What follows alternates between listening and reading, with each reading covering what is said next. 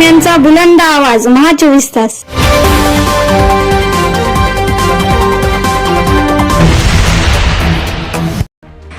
नमस्कार. महा 24 तास न्यूजच्या बातमीपत्रामध्ये आपल्या सर्वांचं स्वागत आहे. बातमी येते नांदेडच्या हदगावमधून. सस्ती अदालतमध्ये हदगाव तालुक्यातील काही गावातील अतिक्रमित शेतरस्ते, पांधन रस्ते व वहिवाट रस्ते प्रकरणी निकाली. माननीय विभागीय आयुक्त छत्रपती संभाजीनगर यांच्या निर्देशानुसार दिनांक 23/5/2025 रोजी हदगाव तहसील कार्यालय येथे सस्ती अदालत आयोजित करण्यात आली होती. यामध्ये अतिक्रमित शेतरस्ते, पांधन रस्ते, वहिवाट रस्ते मोकळे करण्यासाठी जलद न्याय तात्काळ निपटारा करण्यासाठी या सस्ती अदालतचे आयोजन करण्यात आले होते.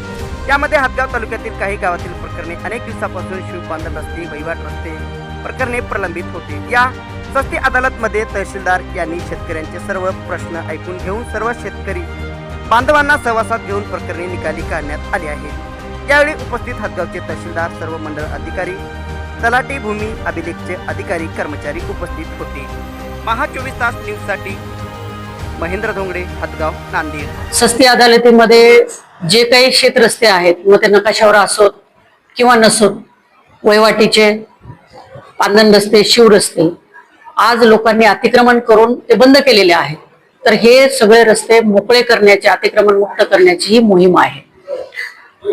माननीय विभागीय आयुक्त महोदयांनी दर महिन्याच्या 2ऱ्या आणि 4थ्या शुक्रवारी अदालत आयोजित करण्याचे निर्देश दिलेले आहेत. त्या अनुषंगाने आपण आजची ही सस्ती अदालत आयोजित केली होती. त्यासाठी आपल्याकडे आपण 8 प्रकरणं ठेवली होती. तर त्याच्यामध्ये 3 प्रकरणं आणि 4 रस्ते आज म्हणजे चर्चा करून त्यांना बोलून रिकामे करण्यात आले आणि ते त्यांनी मान्य देखील केले. रस्ता काढण्यासाठी मेन म्हणजे आपले तलाठी, मंडळाधिकारी आणि हद्दी निश्चित करण्यासाठी भूमी अभिलेख कार्यालयाचे कर्मचारी, त्यांची आवश्यकता आहे. त्याच्यामुळे आज पोलीस निरीक्षक पण होते, थोड्या वेळासाठी बसले आणि ते गेले. पण काही शेतकरी ऐकत नाहीत.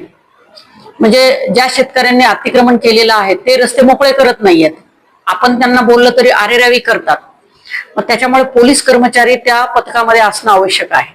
आम्ही सुरुवातीपासूनच मी पथक स्थापन केलेलं आहे. त्याच्यामध्ये पोलीस कर्मचारी आहे, म्हणजे त्या बीट जमादार किंवा ज्याला आपण बीट अंमलदार म्हणतो, माझे तलाठी, मंडळाधिकारी आणि भूमिलेख कार्यालयाचे कर्मचारी श्रीबंडे, आमच्या ह्या टीमनी खूप चांगलं काम गेल्या 2 महिन्यात केलेलं आहे. जवळजवळ आम्ही 190 रस्ते अतिक्रमण मुक्त केलेले आहेत. 50% पेक्षा जास्त रस्ते आमच्या शेतकऱ्यांनी स्वखर्चाने JCB लावून मुक्त केलेले आहेत. आणि काही शेतकऱ्यांनी तात्पुरत्या हद्दी आणि खुणा निश्चित करून अतिक्रमण मुक्त रस्ते केलेले आहेत. मंडळ, आष्टी मंडळ, तळणी मंडळ या मंडळामध्ये खूप चांगली कामं झालेली आहेत. आणि अजून 15 दिवसामध्ये जोपर्यंत पाऊस पडत नाही तोपर्यंत आमचं ही मोहीम राबवण्याचं उद्देश आहे.